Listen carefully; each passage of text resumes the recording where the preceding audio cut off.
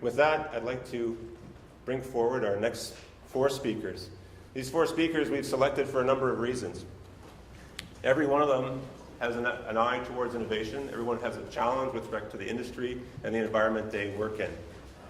The first speaker, Franklin Schuling, is from the Clinical Research Program at Philips North America. I'd like to invite Franklin up to speak. Where's Franklin? There he is.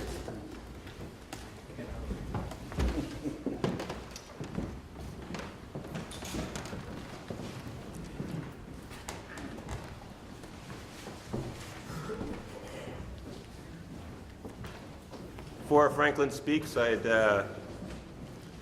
like to welcome Mark Taylor. Mark Taylor is Director of Commercialization for Techna, and he'll be introducing Franklin. Thanks. Thanks, everybody. Before I introduce Franklin, I'm allowed to put a little bit of context into Franklin's discussion. I'm going to 2 words: practice, change. You know, there are 2 words we hear quite often. You know, what do these 2 words mean? I think they mean different things to many people. To some, it means numerous citations in a New England Journal of Medicine paper. To some, it means saving a life in an operating theater. To some, it means bending the healthcare cost curve. To me, it means something very specific. To me, practice change means walking through the exhibit halls of medical device conferences and pointing to products on the market where we have played a major role. Products available to operating rooms, hospitals, clinics, and practices around the world.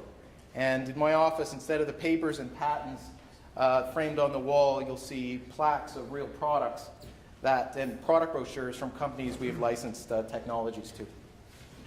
It's what we call making it real. Clearly, all the various meanings of practice change are valid. And to me, making practice change real in clinics around the world requires products on the market. It requires close relationships with industry. It means speaking the language of industry and translating that into accelerated innovation where we both benefit from commercial success. To me, practice change means not only exceptional innovation, it means commercial success, and building upon our track record in commercial success is a key pillar in Techna. An example of one of our long-term partnerships is with Philips. Philips and the Radiation Medicine Group have had a long-standing relationship, one of mutual respect in both research and in business, and it is with this in mind that I introduce our next speaker. Dr. Franklin Schuling completed his PhD in biophysics and joined Philips Research in 1989 as a computer graphics expert. In 1995, he moved to Philips Medical Systems to lead the X-ray pre-development group. From 2002 until 2006, Franklin was the director of image processing R&D in Paris, and in addition was the lead for the Strategy Council with a responsibility for formulating and executing Philips' healthcare technology strategy. In 2006, Franklin joined Philips Research again. In 2007, he became sector head of the Molecular Medicine Research Program, and in 2009 became head of Philips Research North America. With a distinguished career at Philips, architecting and executing the core research and development goals of one of the world's largest and most respected companies in the healthcare sector, I introduce Dr. Frank Schuling.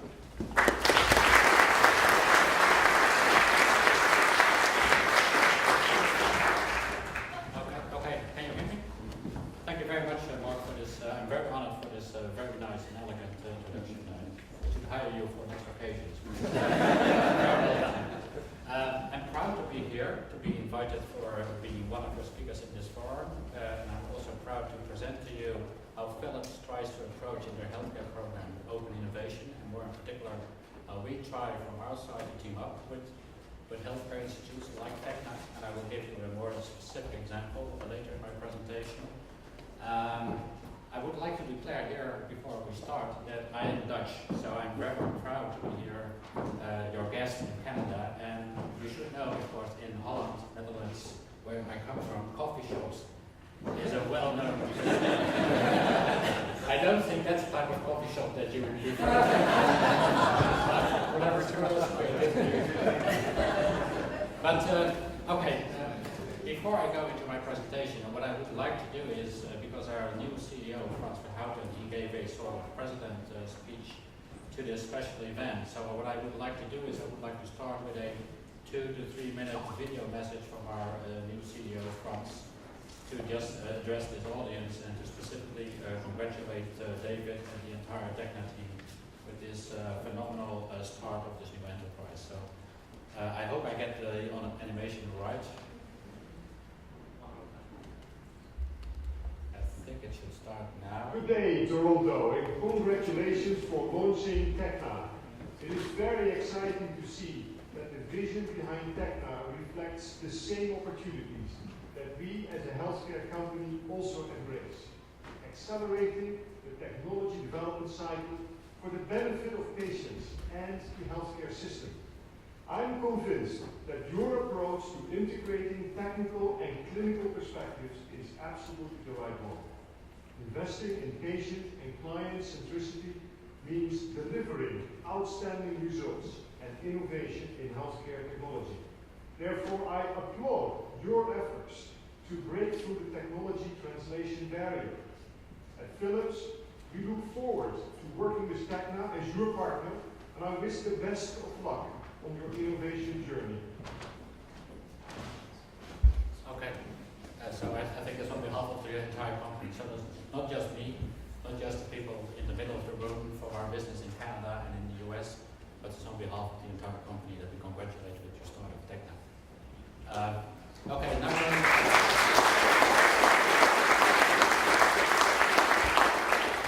so I thought it would be good to give you a bit of background of Philips, and particularly I'm going to tell you a bit about Philips Research, because research is the entity within Philips, a corporate entity that really has been chartered, has been assigned since 1914, so soon we will be 100 years in existence. That has been assigned to be the single corporate layer that is addressing front-end innovation and is trying to address and marry clinical need of the end users, of the real customers, to the technical technologies that can enable that innovation. So you'll see that we are a global organization, but also in our organization, connectivity is a key mechanism to enable that global organization.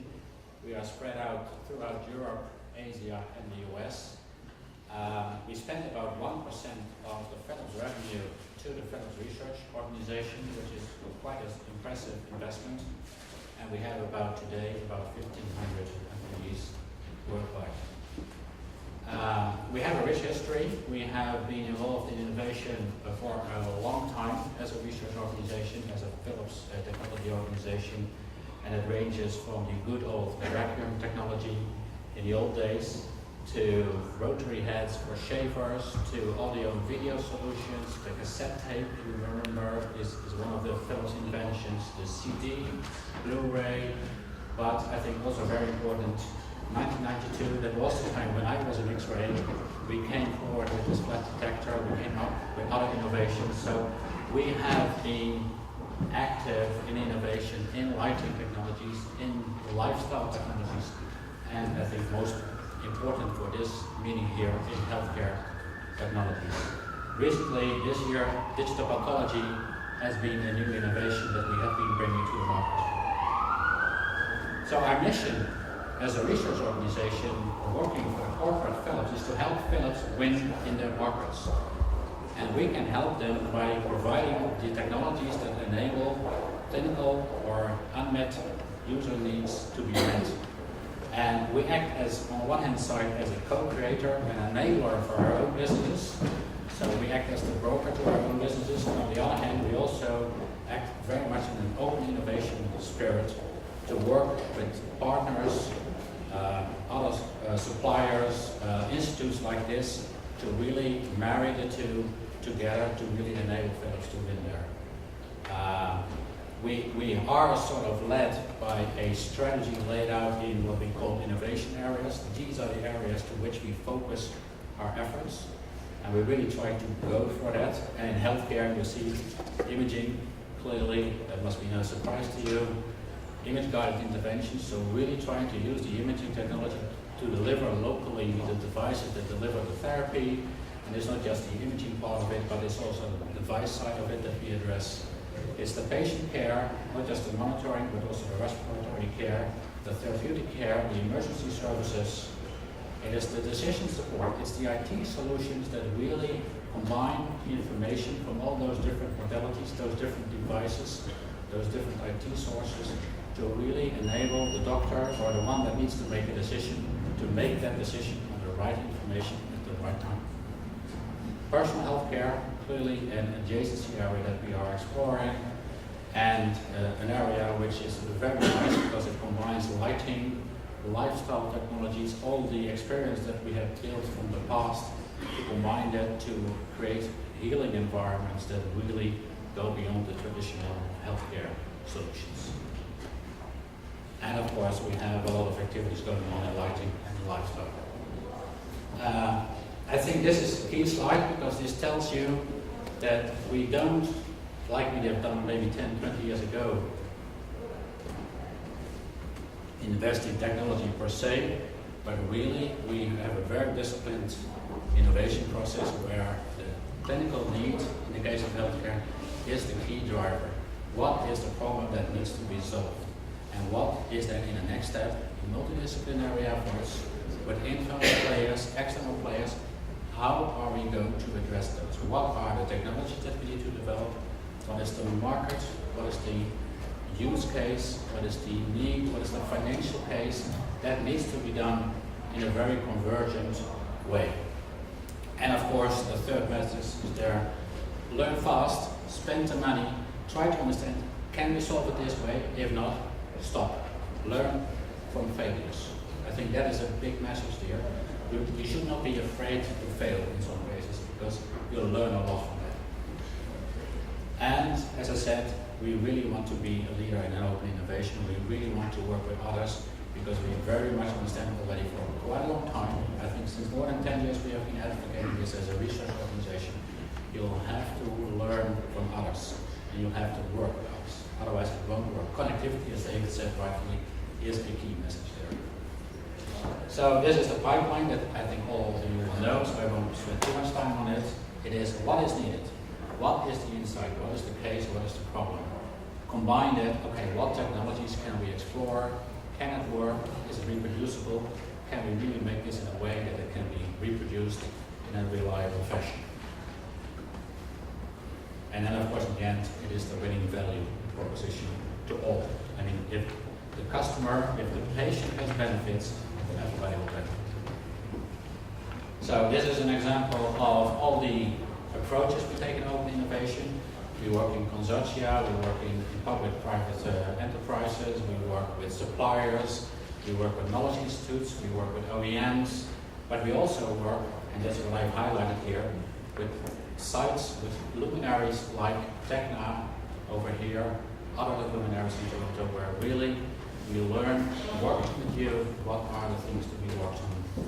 And as an example there, for instance, we have about 650 scientific publications a year, written together, co-authored with not just ourselves, but partners in our open ecosystem.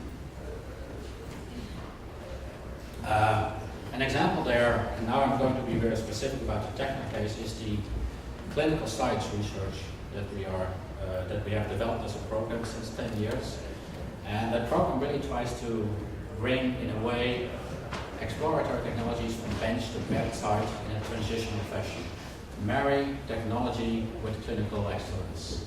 Marry imaging physics, algorithms, informatics, other technologies to the clinical insight, the workflow that is specific for the clinical problem, and that's what we call clinical sites research.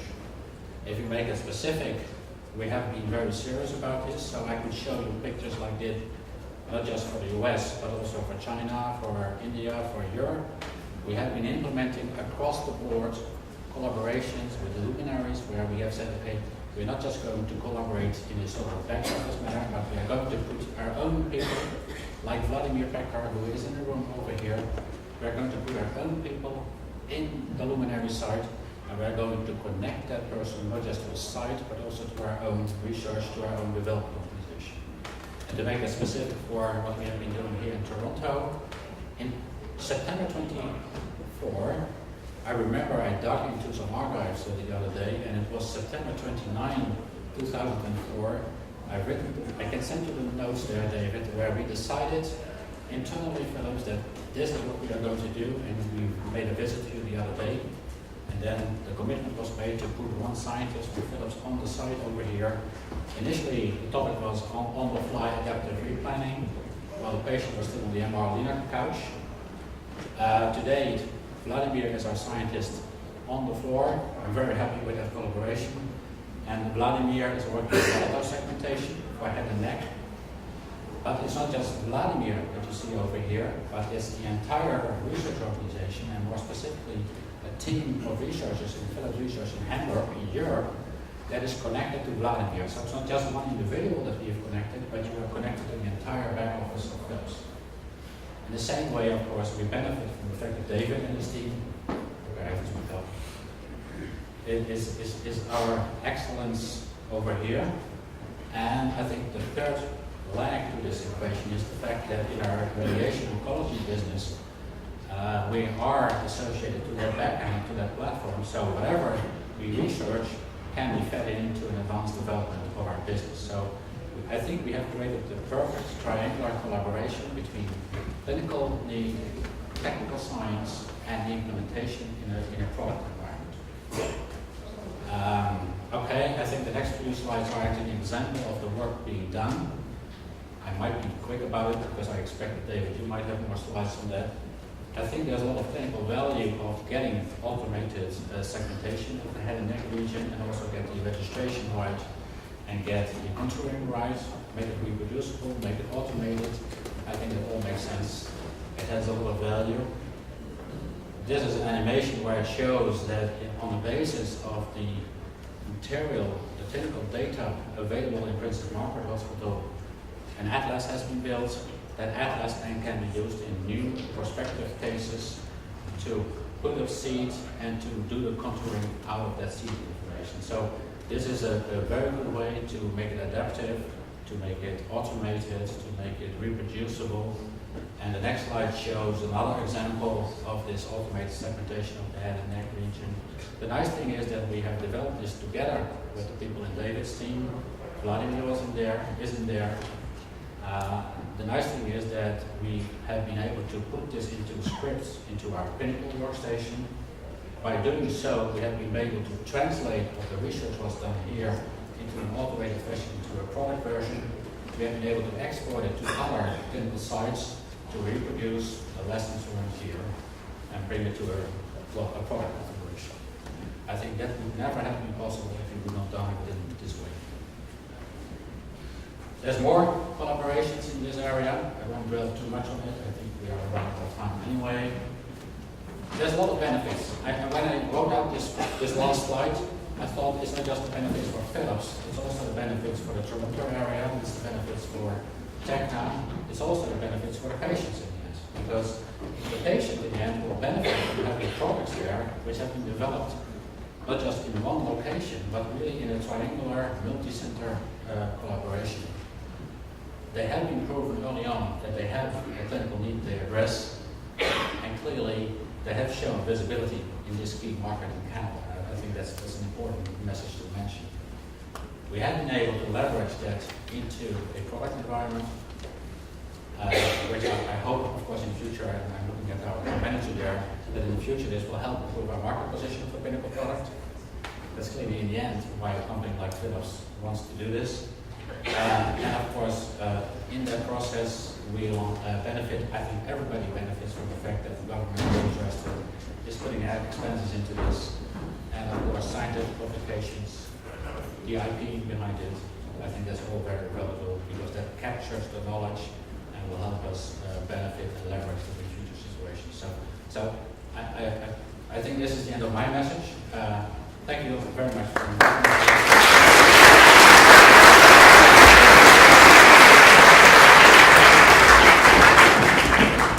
Thank you, Franklin. I think it's remarkable to see the parallels between your process of development and the challenges you have and our process of development challenges we have. And I think this is what the realization is, that we're in many ways partners in this from the point of view that your needs and our needs are complementary. And I think this is one of the messages we want to bring forward. It's the power of connecting to institutions and to industries in a way that we've demonstrated that in our collaboration with Philips. So we're not going to have questions. There's a chance to discuss at the end.